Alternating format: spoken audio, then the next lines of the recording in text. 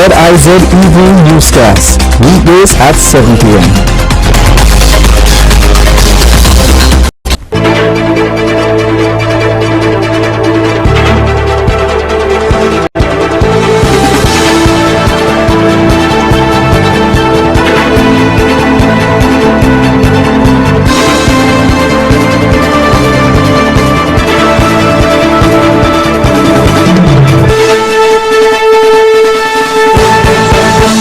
In the top stories, Federation to receive an additional 41,600 doses of COVID-19 vaccines. JNF Hospital and Red Cross receive new vehicles. And Department of Culture continues efforts to preserve intangible aspects of our heritage. The details on these stories and more after the break. In your formative years, we were there. When you got the good news and the bad, we were right there with you. Through all your great adventures, we were always right by your side.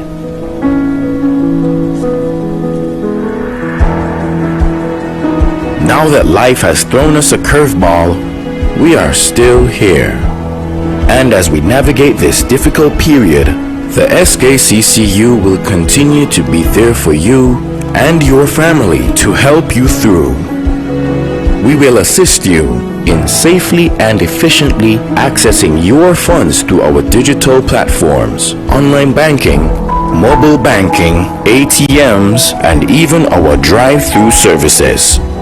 We can get through this together with responsible financial decisions by making food and medication a priority, practicing proper hygiene, maintaining social distancing, and constant prayer.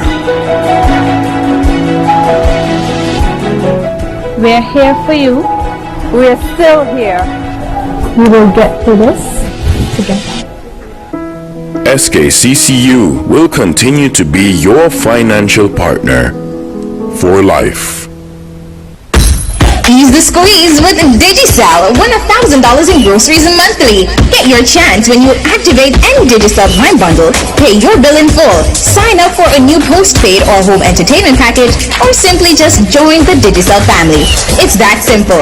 Be one of 4 lucky winners selected every month from January to March to participate in our Ease the Squeeze shopping sweepstakes. Digicel gives you more so you can ease the squeeze. Digicel, better together.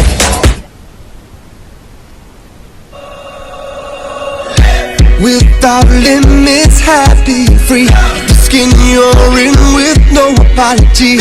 The one to seize the day. Grab a let her be. Live, love, be. LLB. Live, love, be. Live, love, be. Be who you know you can be. Grab an LLB. Live, love, be. Angostura, lemon, lime, and bitters. Live, love, be.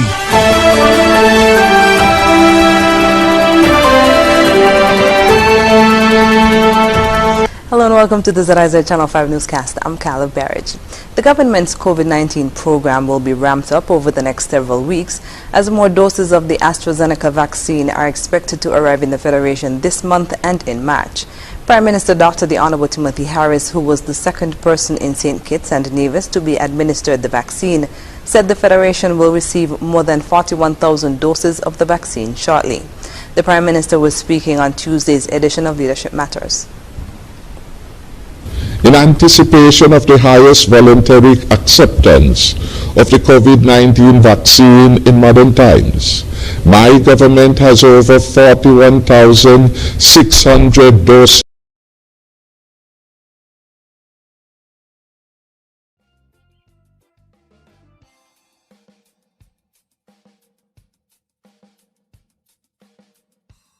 Taiwan, etc., who have been helping us.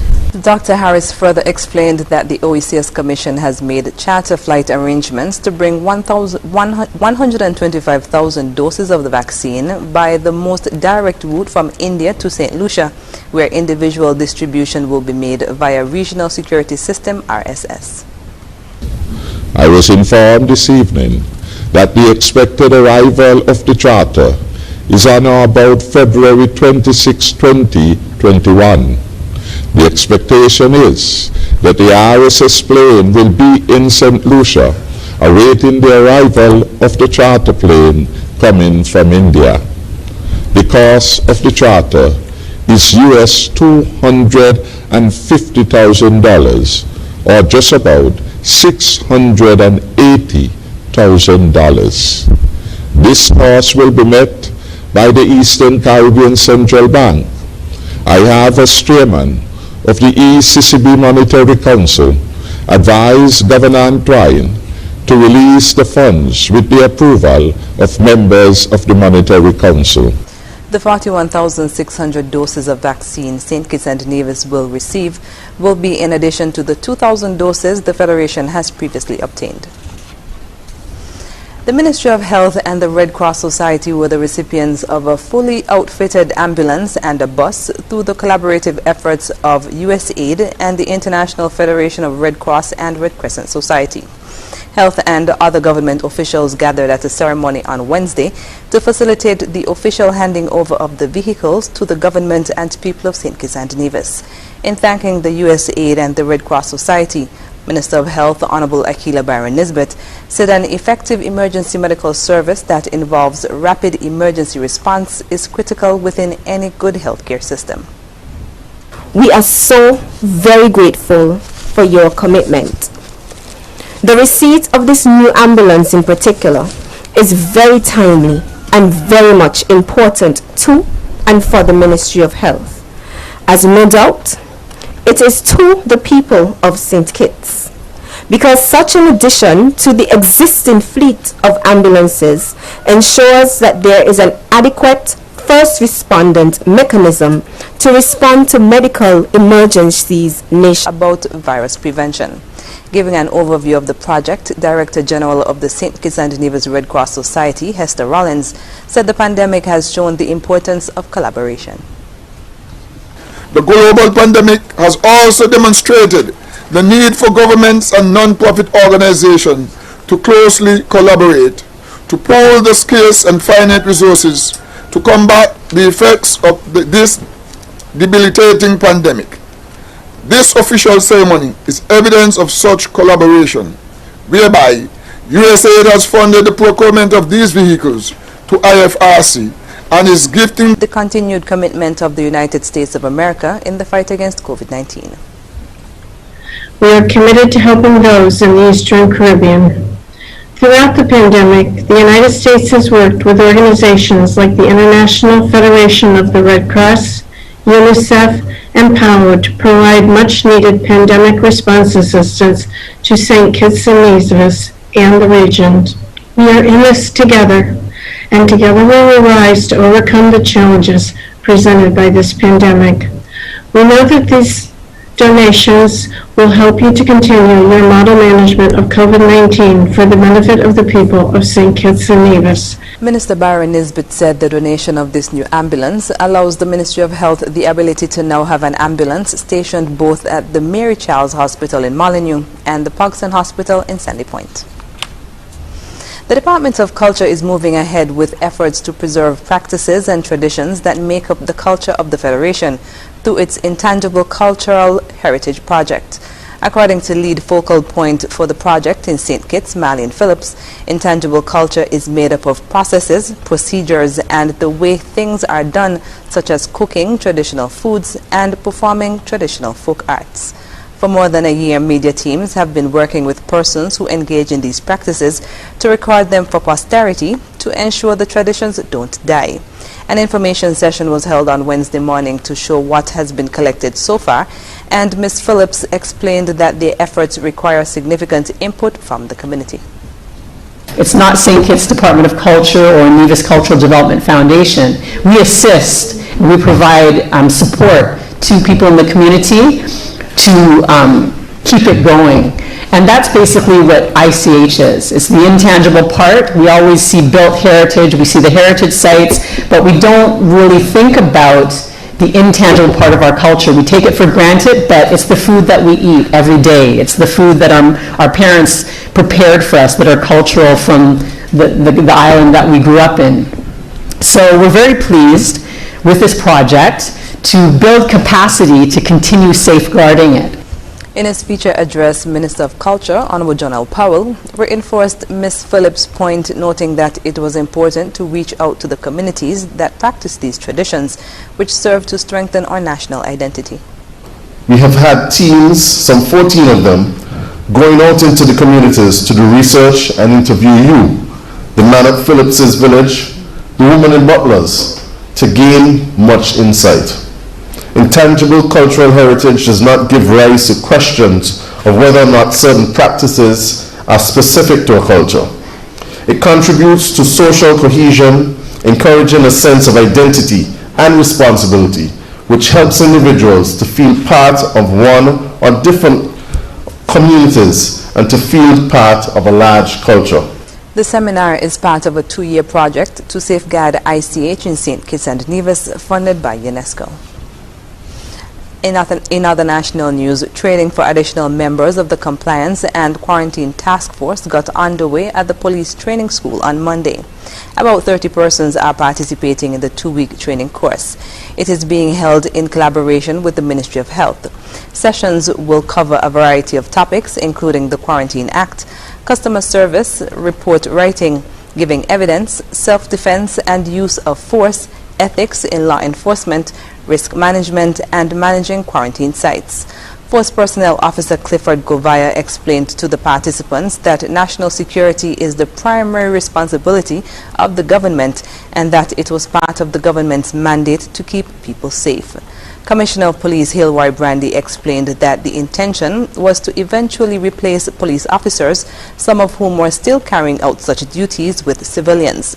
He said it was important to utilize all available officers to address some of the offenses that were still posing a challenge. At the end of the course, individuals who successfully complete the program will either be posted at quarantine sites as security personnel, or they will assist with ensuring compliance with the health protocols that were established last year. After the break, a COVID-19 vaccine consultation held and effects of colonization discussed at Black History Month panel discussion. Stay with us. There is no better time to discover what your National Bank Visa debit or black cards can do. Mimi, what's that song?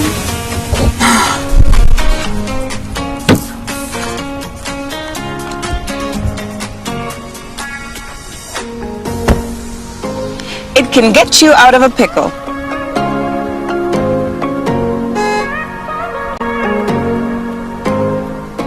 Using my National Bank Visa card is fast, secure, and convenient. Cashless SKN is our new lifestyle choice.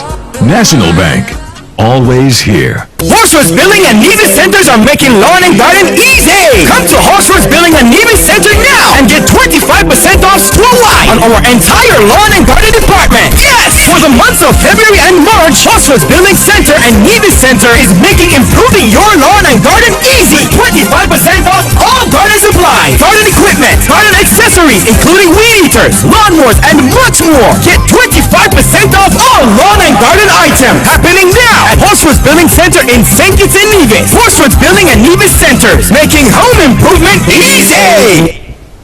Get ready for an exciting year with Flow Broadband and TV connecting you at home. Sign up now and get a free Samsung tablet worth over $900. Up to 100 megabits per second blazing internet will keep everyone on top of everything every day. While Flow TV delivers the best home entertainment with the latest shows on demand in HD plus favorites you can record. Visit your nearest Flow store today to sign up for Flow Broadband and TV and get your free Samsung tablet. Conditions apply.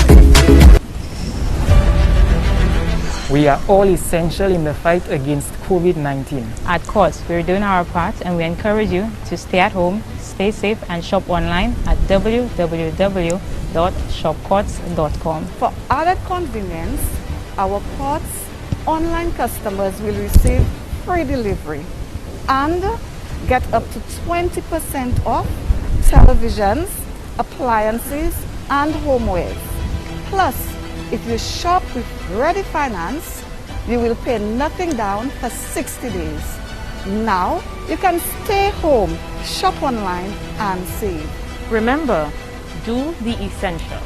Wear a mask, wash your hands, practice social distancing, stop the spread.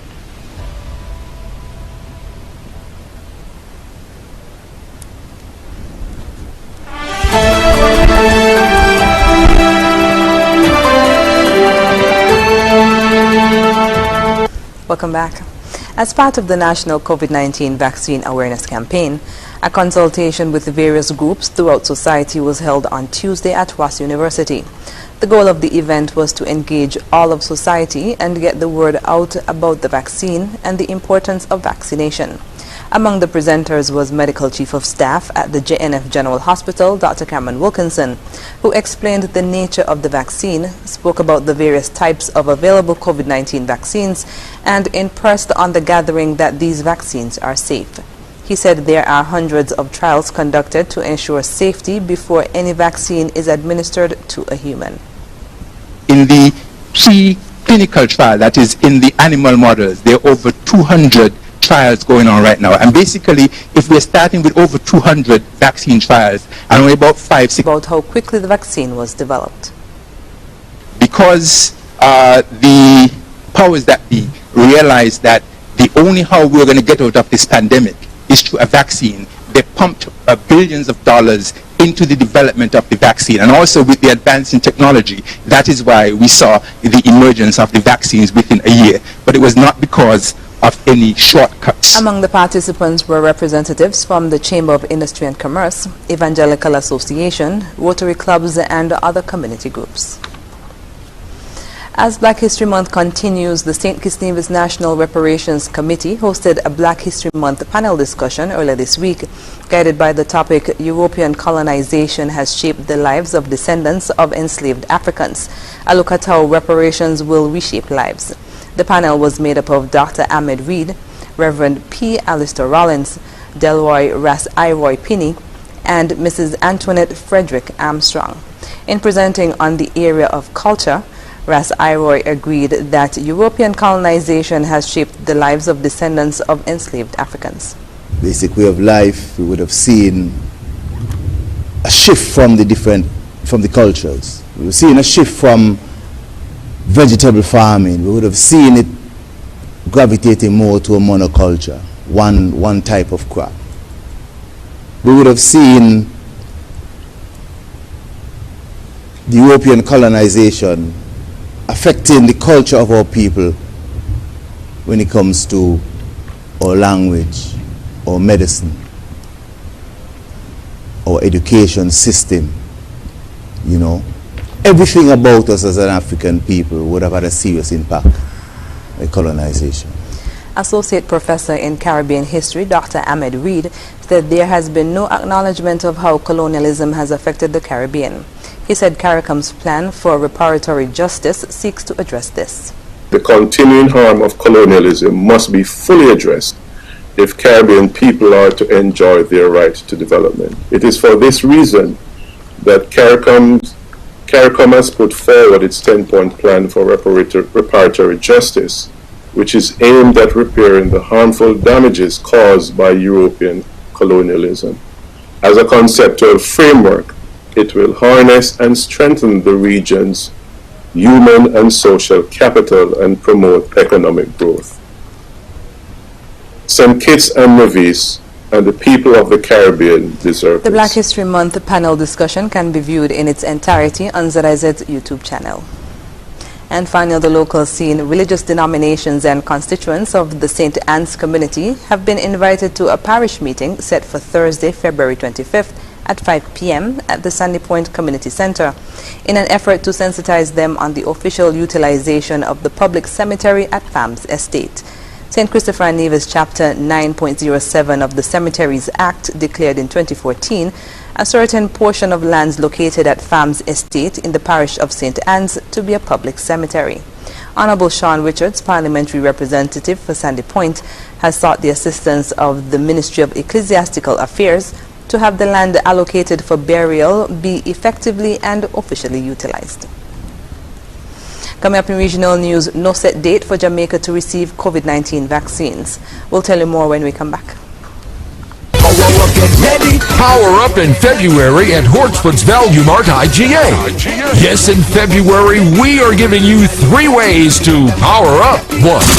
Power up your Value Club points in February. Yes, for the first time ever, every Value Club customer will earn double points on all Value Club purchases at Value Mart in St. Kitts, Nevis. 2. Power up in our Power Play, where lucky customers win their purchases free. 3. Power up your savings with the Hortsford's Value Mart Red Tag Value Deals. Yes, power up the savings with huge discounts on select Value Deals items. So, power up your points with double points on all Value Club purchases. Power up your savings with rock bottom prices on our new Red Tag Value Deals, and be a lucky customer to win your purchases free in our Power Play. Power up in February at Hortsford's Value Mart IGA. Don't miss it. Terms and conditions apply.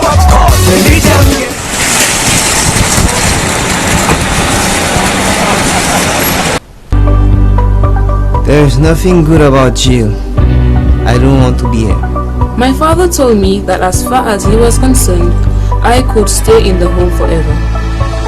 Our children deserve a chance for change. Children make mistakes, and child justice reform can help everyone to address these mistakes appropriately. Instead of sending a child to adult prison, let us give them alternative sentencing. We must divert our children from the court system through a holistic and systematic approach to addressing their offense and their road to rehabilitation. Rehabilitation helps child offenders to grow, change, learn from mistakes, accept responsibility, and make better choices. Reintegration of child offenders into the community after rehabilitation benefits the child, the family, and the community with a more productive citizen. Join the movement to give our children a chance for change. This message is brought to you by the USAID OECS Juvenile Justice Reform Project, funded by the United States Agency for International Development. For more information, log on to oecs.org/JJRP.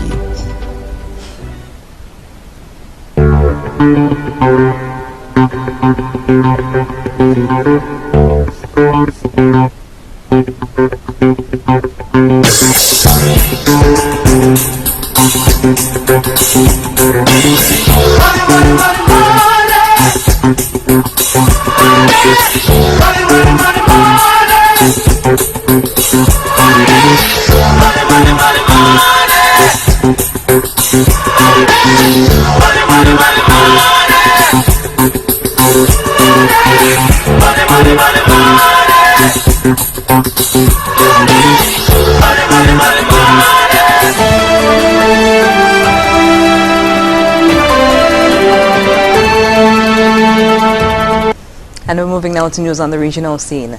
Jamaica was set to receive possibly up to 249,600 doses of the AstraZeneca vaccine by the end of February.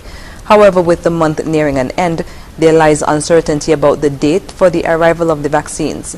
The health minister has advised that he's awaiting confirmation of the shipment of the vaccines before he gives specific dates. More in this CVM News report. 3 weeks ago, Health Minister Dr. Christopher Tufton announced in Parliament that up to 125,000 Jamaicans could receive AstraZeneca vaccines during the latter part of February into March. However, on Tuesday, while providing an update on the latest COVID-19 developments, Dr. Tufton was unable to give a set time as to when the first batch of vaccines will arrive in the country. The latest correspondence, as you know, which I made public in Parliament that we got from that facility, was that they were looking at up to the end of this month to begin. You know, a lot has been said since that in the public space around, you know, quantities that are committed and the amounts that they can get, and maybe they have to revise some of those timelines and so on. So it is really difficult, as much as I would like to provide specific dates. Initially, very importantly, that commitment was to have begun in April, and we were all planning for the April date, but then we're told that it was moved forward to February. I'll wait until we get confirmation of the shipment before I venture to give specific dates. Even so, the minister says citizens shouldn't allow discussions around the vaccines to make emergency CARFA for testing are still pending. So as soon as we get the results, we will make it available. There's no need to hang on to it. In fact, we're anxious to find out, but apparently the sequencing or genetic sequencing of the samples requires some time.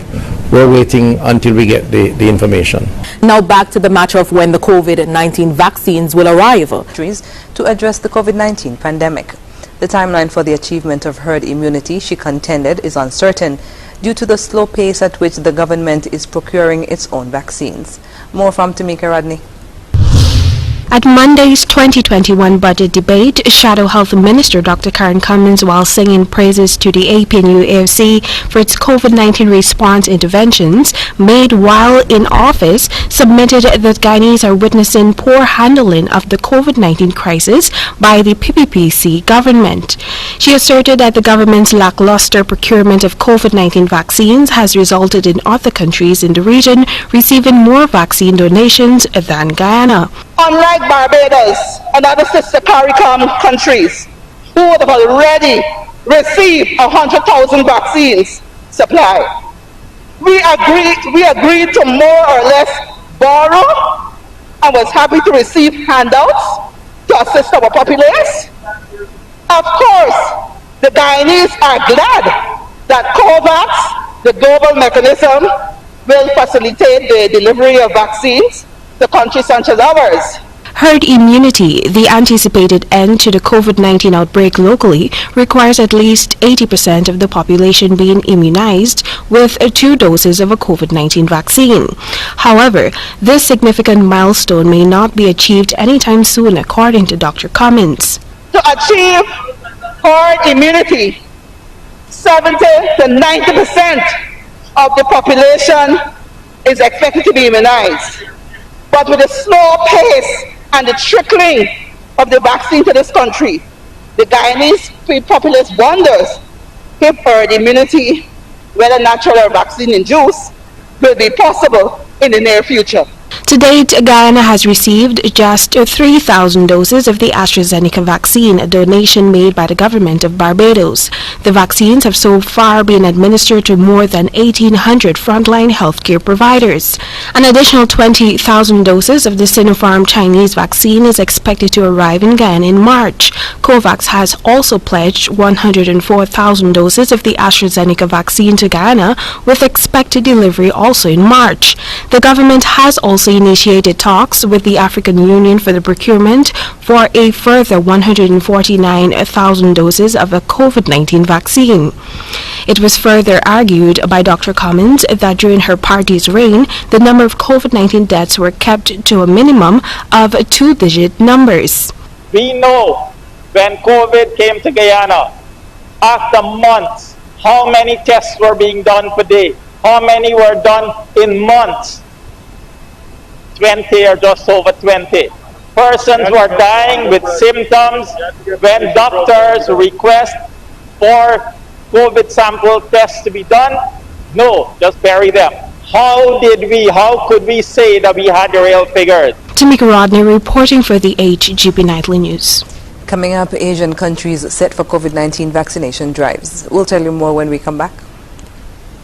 Imagine having the luxury of putting all your trust in one insurance company and being able to enjoy life to the fullest without having to worry. Well, don't imagine. National Caribbean Insurance is here to take care of all your insurance needs. Insure your life, vehicle, boat, home, belongings, and your future. At NCI, we make it our business to ensure that you enjoy every stage in life. We serve, we protect, we satisfy. That's NCI.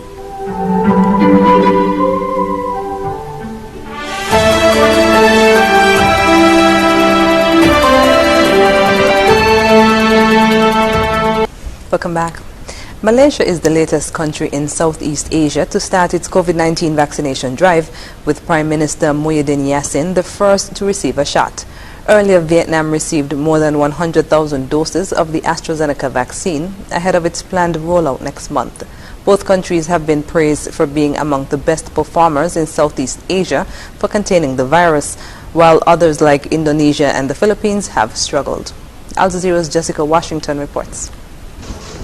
At a health clinic in the city of Putrajaya, Malaysia's Prime Minister kicks off his country's coronavirus vaccine campaign. The Southeast Asian nation plans to vaccinate 80% of its population of 32 million by next year. In neighboring Indonesia, at one of the world's largest mosques, thousands of religious leaders are being vaccinated this week in Jakarta using the vaccine developed by Chinese pharmaceuticals manufacturer Sinovac. The drive is part of the push to encourage more Indonesians to accept the vaccine. We have a target of 17 million public workers and religious leaders and 21 million elderly people. Hopefully, the second phase will be finished by the end of June. Indonesia is the worst affected country in Southeast Asia, with more than 35,000 confirmed deaths. Thailand will start vaccinating priority groups, including health workers, this week, using the same Sinovac vaccine. The country has received 200,000 doses. More will arrive next month. I thank China for sending us the first batch of vaccines this month. The vaccines will keep arriving as planned. The Philippines is yet to start its vaccine rollout, and its Labor Department has sparked anger for suggesting it was open to allowing more nurses to work in foreign countries in exchange for vaccines from Europe. When we first read and heard about it, siyempre we are saddened and we were hurt, no? Kasi siyempre, as if we are like an object na pwede bang ipalit with the vaccine. Vietnam has been praised as one of the world's best performers in handling the virus, and now it's received its first shipment of vaccines. It will be hoping that will continue when it starts rolling them out next month. Jessica Washington, Al Jazeera, Jakarta. The former chiefs of security at the U.S. Capitol have told senators they could not be blamed for the January 6th security breakdowns, saying they did not have the intelligence, training, or equipment needed. Two Senate panels are investigating the failures that led to the attack by former President Donald Trump's supporters and the deaths of 5 people. But they admitted to having access to a report days before the attack, warning that some groups were planning violence. Al Jazeera's Patty Culhane reports.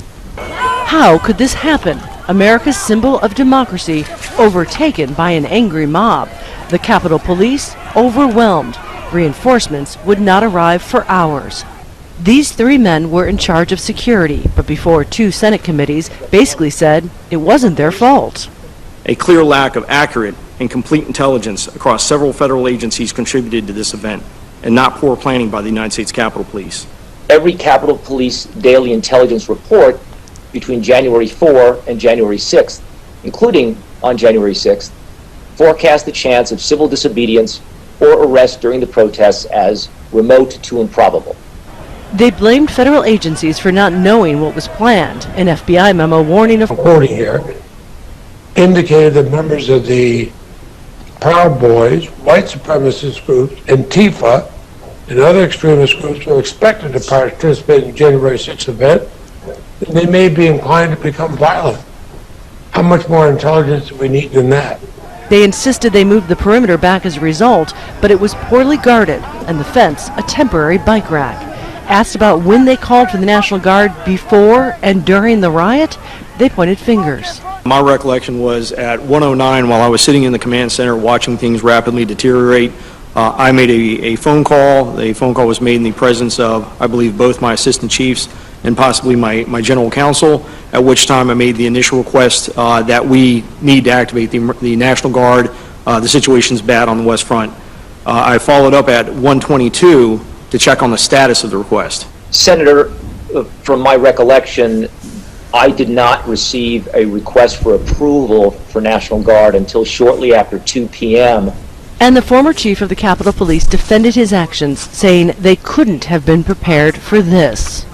No civilian law enforcement agency, to include the United States Capitol Police, is trained or equipped to repel an insurrection of thousands of individuals focused on breaching a building at all costs.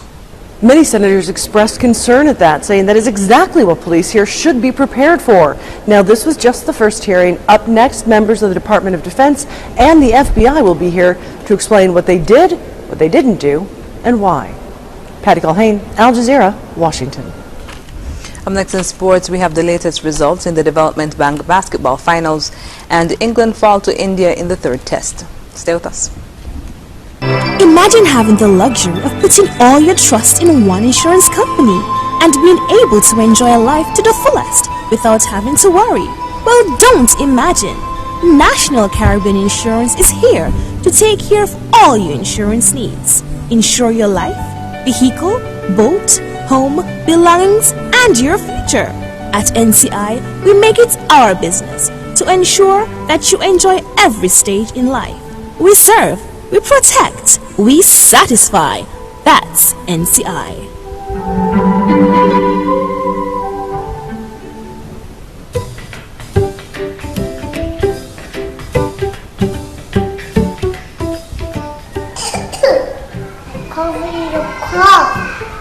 Look in the ever like this.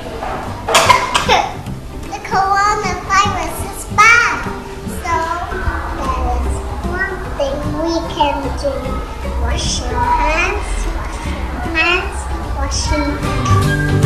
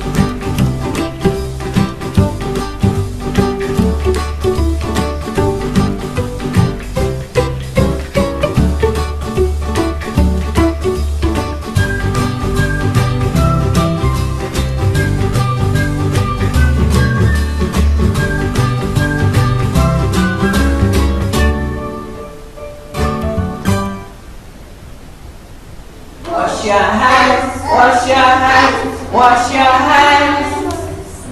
Wash your hands, wash your hands, wash your hands.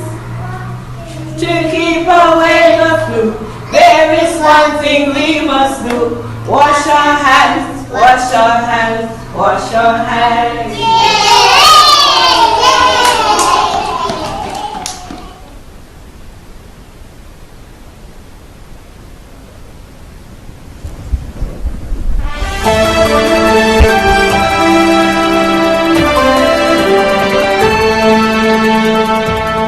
First up in sports, the St. Kitts Nevis Development Bank basketball best-of-3 finals got underway on Tuesday at Basketball City when defending champs Bird Rock Uprisers defeated ASC Jayhawks 104-96. For Bird Rock, MVP Cecil Angel made 37 points, 4 rebounds, 6 assists, 13 steals, and 3 blocks. Gary Thompson made 24 points, 9 rebounds, 2 assists. Luis Amparo made 20 points, 3 rebounds, and 4 steals. Tivadi Herbert made 16 points, 18 rebounds, and 2 blocks. For Jayhawks, Aaron Wilkinson made 33 points, 14 rebounds, 5 assists, 3 steals, and 3 blocks.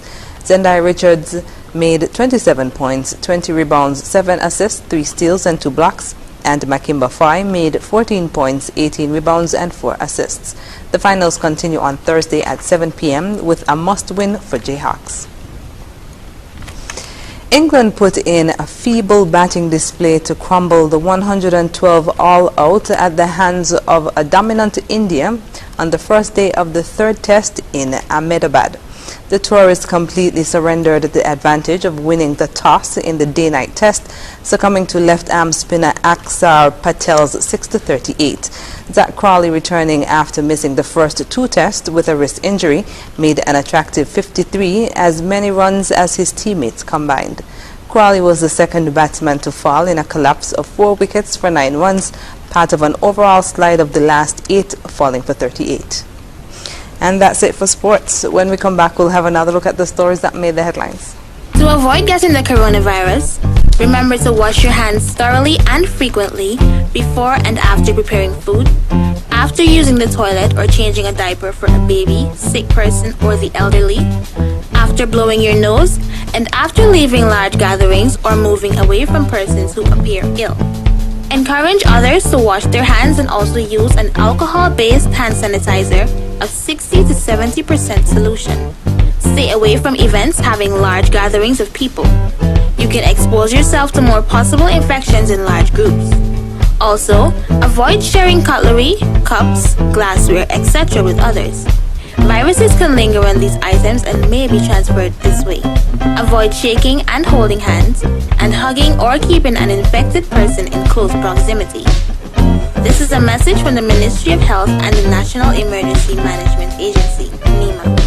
And we're wrapping up with a recap of the top stories. Federation to receive an additional 41,600 doses of COVID-19 vaccines. JNF Hospital and Red Cross receive new vehicles. And the Department of Culture continues efforts to preserve intangible aspects of our heritage. And that's the end of the ZIZ Channel 5 newscast. Thank you for joining us. I'm Carla Berridge. Bye.